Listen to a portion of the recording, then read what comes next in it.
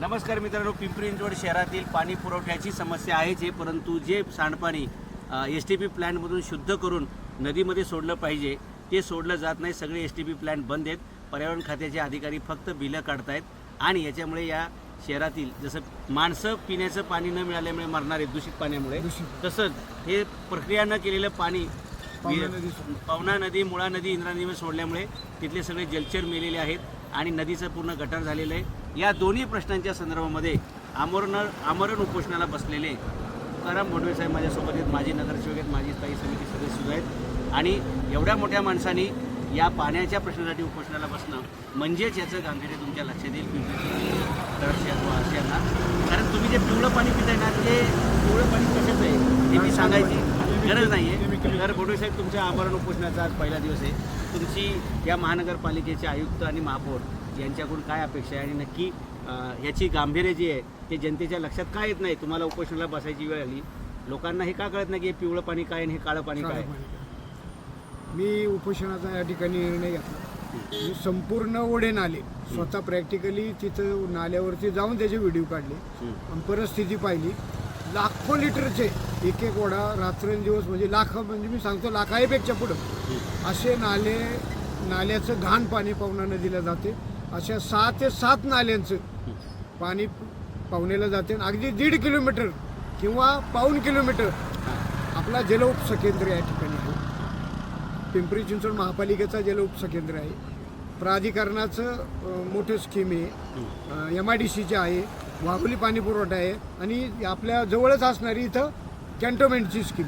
एवढ्या संस्था पाणी उचलतात आणि त्या सगळ्या शहरवासियांना पाणी देतात आणि त्या शहरवासियांना सर्व गटारगंगा म्हणजे बिना फिल्टरची सांडपाणी, घाण पाणी, संडाचं पाणी आपल्याला पवना नदीत मिसळून आपल्याला सुंदर पवना नदीचं डायरेक्ट पाणी शहरवासियांना या ठिकाणी मिळतं. याचं प्रत्यक्ष नामदेव साहेब या ठिकाणी आलेत, त्यांनाही ओढ्याचं या ठिकाणी फिरवणार आहे, जाणार आहोत आम्ही.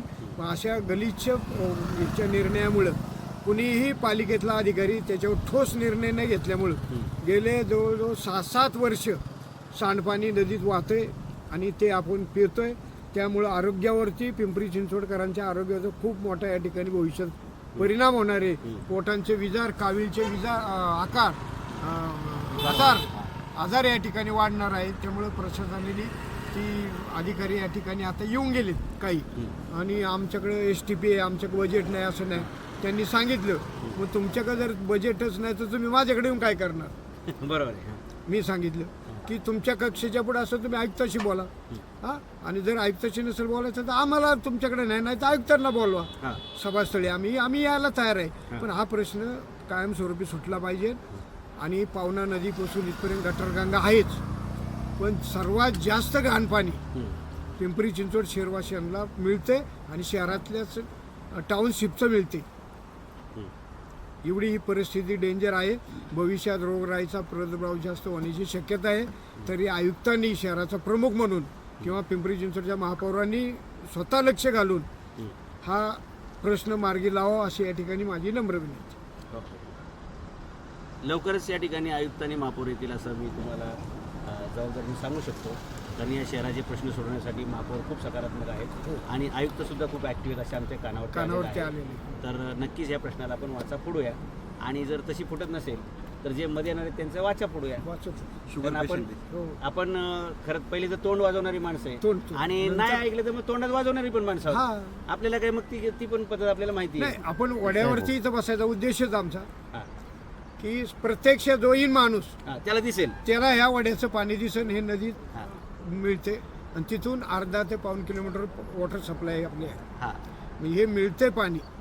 म्हणजे असे 6 वडे जर मिळत असेल तर त्या गंगेला आपण पवना नदी म्हणू शकत नाही, गटारगंगा म्हणू शकतो. म्हणजे 6 मोठमोठे ओढे, नाले, सांडपाणी, इंडस्ट्रीचं पाणी या ओढ्या नदीमध्ये मिसळते. त्याच्यानंतर ते पाणी उचललं जातंय. काय प्रक्रिया करतात का त्याच्यावर? का तसंच मूत पाचतायत लोकांना? नाही, आता प्रक्रियावरती करतात. प्रक्रियावरती लाख रुपये खर्च करतात. ती गरजच काय? पण हे थांबवलं जाईल, त्याची गरजच नाही ना. बरोबर, सुंदर नदी आहे ना आपली. हो, काखेत कळ सनगावाला वाचा. हे असं सगळं चुकीचे प्रशासनाकडून आताच्या काळामध्ये आता नवीन आयुक्त आले त्यांचं आपण स्वागत केले, खऱ्या अर्थाने करायलाच पाहिजे. हां त्यांना अजून माहीत नाही, पण आता पावना नदी कुठे आहे हे त्यांनी शोधावा. या उपोषणाच्या माध्यमातून इथे येऊन परिस्थिती पाहावा. आणि हा प्रश्न जनतेचा आहे, लोकांचा प्रश्न आहे, लोकांच्या हिताचा प्रश्न आहे, त्यांच्या पोटाचा विकाराचा प्रश्न आहे. हा प्रश्न सोडवला तर बहुतेक पिंपरी चिंचवडकरांना सुंदर पाणी मिळण्याची शक्यता. ते मिळालंच पाहिजे यासाठी आपण प्रयत्न करूया. महापौरांना किंवा आयुक्तांना फोन लावून देऊ का? बोला की, हां? लावा लावा. ठीक आहे. विशाल माझा फोन आहे ना?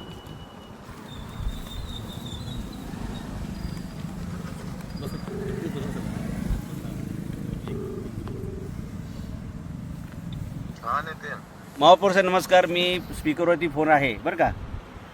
आणि किवड्यामध्ये जे आपले तुकाराम भोंडवे साहेब उपोषणाला बसलेले आहेत, पिंपरी चिंचवड शहराला स्वच्छ पाणी मिळत नाही आहे, पर्यावरण खात्याने जे काही वाटोळं केलं शहराचं, STP प्लांट आहेत परंतु बंद आहेत आणि सगळी गटारगंगा त्या पाण्यात मिळते आणि तिथून आपलं जॅकवेलनी पाणी उचललं जातं.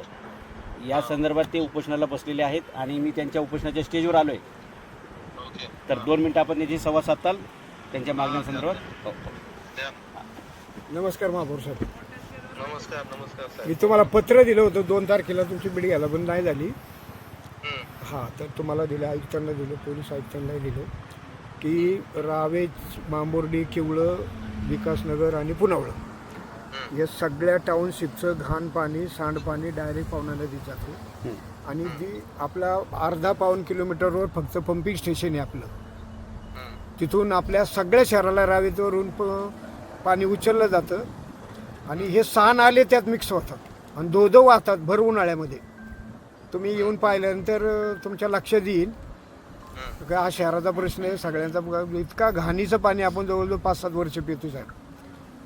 काय नक्कीच त्याच्यावर ठोस उपाय केले पाहिजे आणि संबंधित अधिकाऱ्यांवर कारवाई सुद्धा केली पाहिजे. हां, मी आयुक्त साहेबांना घेऊन व्हिजिटला येतो. या नाही या, कारण स्वागत आहे तुमचं. कारण आहे ना, हा प्रश्न माझ्या मागाशी अधिकारी आले होते, म्हणलं तुम्ही तुमच्याकडे बजेट नाही काय नाही, तुम्ही येऊनच उपयोग नाही ना. नाही, परवा आहे ना, परवा हां दुपार नंतर मी येतो आयुक्तांना घेऊन. नामदेवरावांना परवा बोलवलंय हां पालिकेत. हां ते आल्यानंतर आयुक्तांना बोलतो आपल्याला व्हिजिटला तिकडे जायचं. हां ठीक आहे ठीक आहे. हाय, मी आता उपोषण चालूच केले सकाळी 10 वाजल्यापासून. हा तुम्ही बसा, हां आम्ही येतो. हो हो चालेल. हो हो हो. हो ओके, धन्यवाद.